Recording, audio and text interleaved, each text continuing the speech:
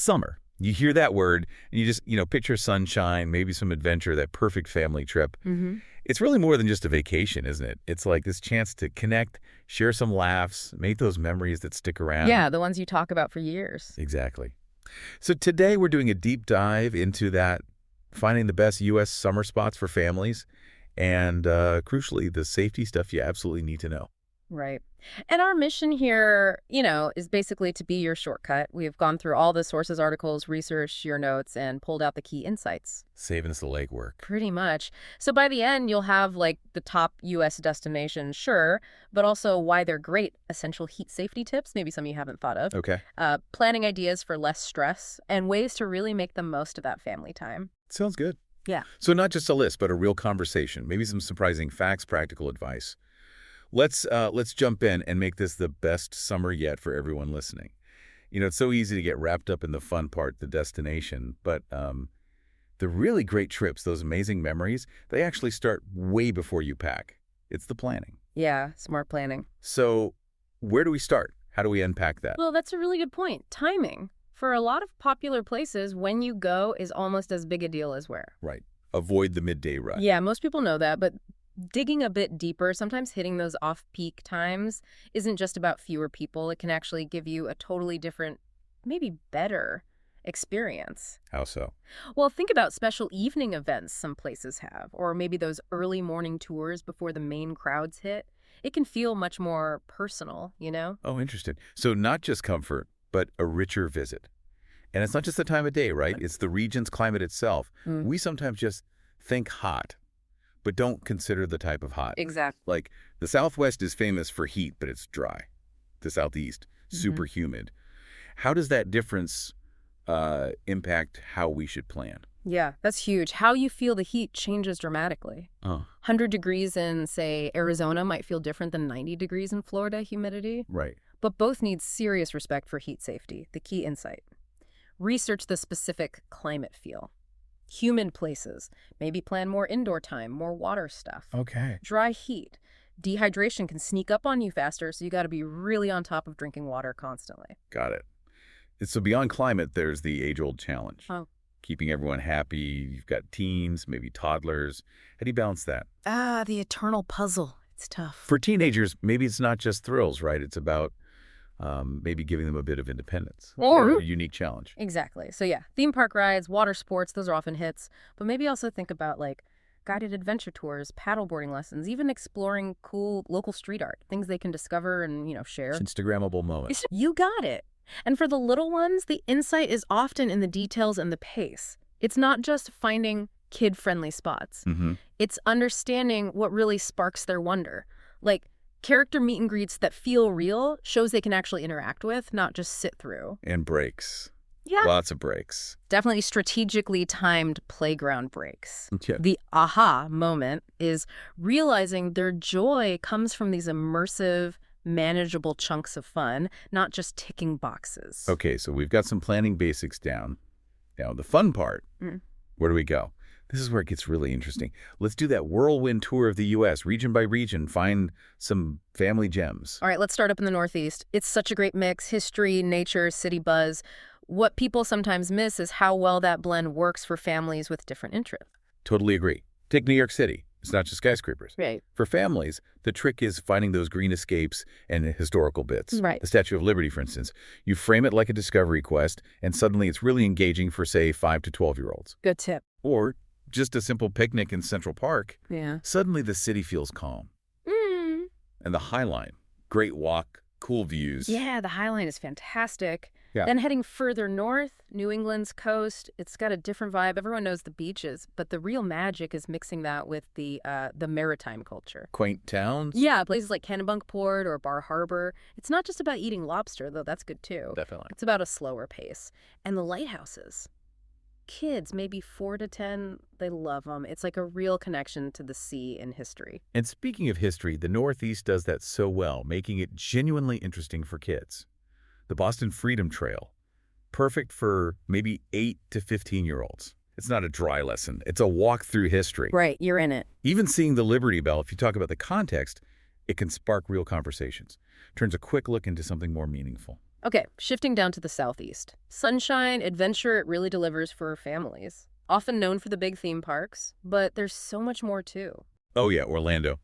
Can't ignore Disney World and Universal Studios. Hmm.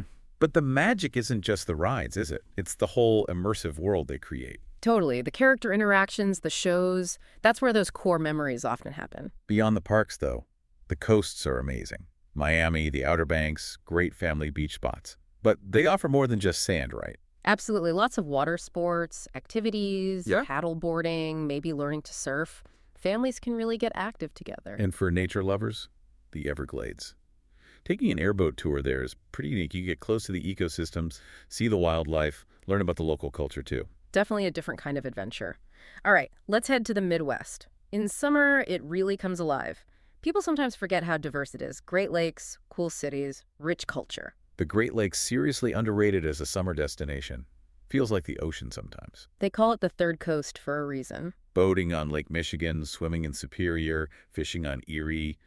There's just so much space, so many activities for literally all ages. It's a different kind of water fun. Yeah, very relaxed. And Chicago. Don't sleep on Chicago for families. The museums are world-class, obviously Field Museum, Science and Industry. Mm-hmm. But the cool thing, the insight maybe, is how much nature is in the city. Parks everywhere, beaches right on Lake Michigan downtown. Navy Pier has cruises, entertainment. It's a great mix. That's a good point. And for something totally different, what about like rural farm visits or county fairs? Oh yeah, that's a fantastic slice of Americana. It's not just fun, it's a real connection. Kids picking produce, learning about animals. The county fairs with the crafts, the food, the ride. Exactly. Super authentic, fun for everyone, and educational without feeling like it. Okay, moving southwest now. Stunning landscapes, deep history, fun attractions. Mm-hmm. But the big thing here, the critical insight, is dealing with that environment safely. Absolutely essential. The heat is no joke. The Grand Canyon, obviously bucket list stuff. Mm. Hiking, camping, Yeah. the views, incredible. But visiting in summer, Nah, you have to plan for the heat. non-negotiable. Constant hydration, protective clothing, maybe even the UPF stuff. It's Yeah. about being smart so you can actually enjoy how awe-inspiring it is without risk. Well said. And beyond the parks, Texas has great family spots too. Space Center Houston, amazing for anyone interested in space. San Antonio Zoo is fantastic. What's the insight there? Just good attractions. I think it's how well they blend the fun with education. They really spark that curiosity, especially in kids. Right. And for culture, there are significant Native American sites like Navajo Nation or Mesa Verde. What's key when visiting those places? Respect. That's the core insight. These are living cultures, often sacred grounds. Following their guidelines, being mindful. It leads to a much deeper, more meaningful experience. Got it. And just to hammer it home for the Southwest again, Heat safety, yes. Stay hydrated constantly. Wear sunscreen, reapply it. Take breaks in the shade proactively. It's not just advice. It's fundamental for a safe trip there. okay. Last stop, the West Coast. Pacific Ocean vibes, dramatic scenery, endless adventure. The sheer variety is the big draw here, isn't it? Totally. You can go from theme parks to total wilderness. California obviously has the big names. Yeah. Disneyland, naturally. But also places like Yosemite for that jaw-dropping nature. Yeah. Or Santa Monica for beach and pier fun. It's about picking your kind of California adventure. Exactly. And heading north, the Pacific Northwest offers these really unique nature experiences. The Columbia River Gorge of the waterfalls, Stunning. or Olympic National Park with its rainforests and rugged coast, and for the adventurous, kayaking, surfing, getting right into that amazing environment. And you can't talk West Coast without mentioning a road trip, the Pacific Coast Highway. Ah, iconic. But the insight isn't just the drive itself. It's stopping in those little coastal towns, trying some random water sport, pulling over just for the view. Embrace the spontaneous stuff along the way. Love it. Okay, so we've covered amazing places, thrilling activities, but all that fun in the sun brings us to something really critical: safety, keeping everyone healthy. How do we tackle that? Yeah, it's super important and sometimes gets overlooked in the excitement. First up, understanding heat illnesses.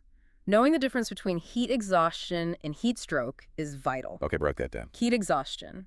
Think heavy sweating, feeling weak, skin might be cold, pale, clammy. Pulse could be fast but weak, maybe nausea, fainting. It's serious but usually reversible. And heat stroke. That's the emergency. Body temp hits 103 or higher. Skin is usually hot and dry. Pulse is rapid and strong. They might lose consciousness. This needs immediate medical help. Okay, that distinction is crucial. So first aid, what do we do? For heat exhaustion, get them somewhere cool, loosen clothes, give them cool water to sip, try to cool them down. Right. For heat stroke, call 911 immediately. While you wait, same thing, move them somewhere cooler, try to cool their skin with cool cloth or even a cool bath if possible, but professional help is the priority. Got it. Call 911 for heat stroke. So beyond emergencies, how do we prevent this stuff? Hydration seems key. Absolutely critical. And the insight here, especially with kids, is that they often don't feel thirsty until they're already getting dehydrated. Their thirst mechanism isn't as developed. Ah, interesting. So we parents need to be proactive, like hydration engineers? Yeah, something like that. Don't just wait for them to ask for water. So any creative ways to keep kids drinking? Make it fun. Colorful water bottles they like. Maybe set a timer or have a visual schedule. Homemade popsicles with juice and water work great too. Good idea. And for little kids, checking their pee. If it's clear, they're probably doing okay. Yep, that's a simple, effective way to monitor. And don't forget electrolytes, especially if kids are really active or it's super hot. Like sports drinks. Sometimes, yeah. Yeah. Or electrolyte powders you add to water. After a lot of sweating, they help replace lost salts and maintain fluid balance. It's another layer of protection beyond just water. Okay, hydration covered. What about sun protection? Non-negotiable. Broad spectrum sunscreen. That means it blocks both UVA and UVB rays. High SPF. Reapply often, especially after swimming or sweating. And seeking shade. Definitely. Especially during peak sun hours, usually like 10 a.m. to 4 p.m. Get your skin a break. When choosing sunscreen for kids, anything specific to look for? Look for ones labeled broad spectrum and water resistant. Often mineral-based ones with zinc oxide or titanium dioxide are gentler on sensitive skin. But the real insight? Consistency. Applying it properly and regularly matters just as much as the SPF number. Right. And clothing helps too. Hugely. Lightweight, loose-fitting clothes that cover more skin are surprisingly effective. Don't forget wide-brimmed hats and sunglasses. And some clothes have UPF ratings now. Yeah, ultraviolet protection factor. It tells you exactly how much UV radiation the fabric blocks. Great option for serious sun exposure. Okay, safety is locked down. Now the practical stuff. Yeah. Packing.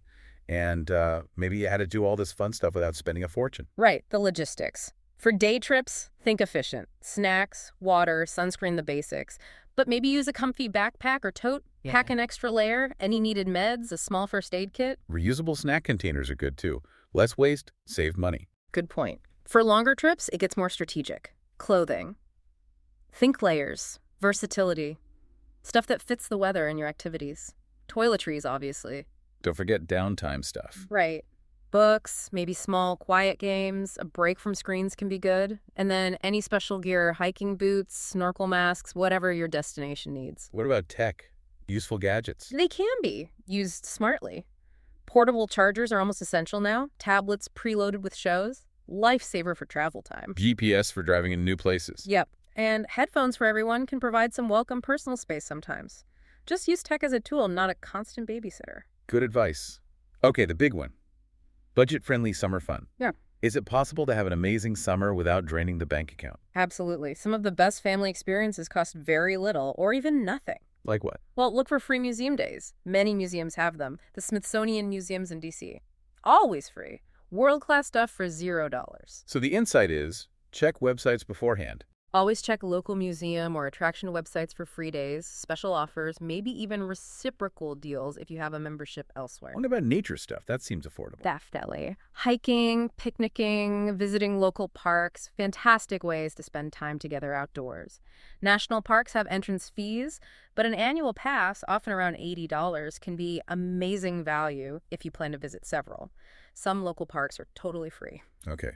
What about cities? Attractions can add up fast. They can. Look into city pass options. Places like New York or Chicago have passes that bundle multiple attractions for a discount. Are they always worth it? Good question. The insight is to do the math. Figure out which included attractions you actually plan to visit. Make sure the pass saves you money compared to buying tickets individually.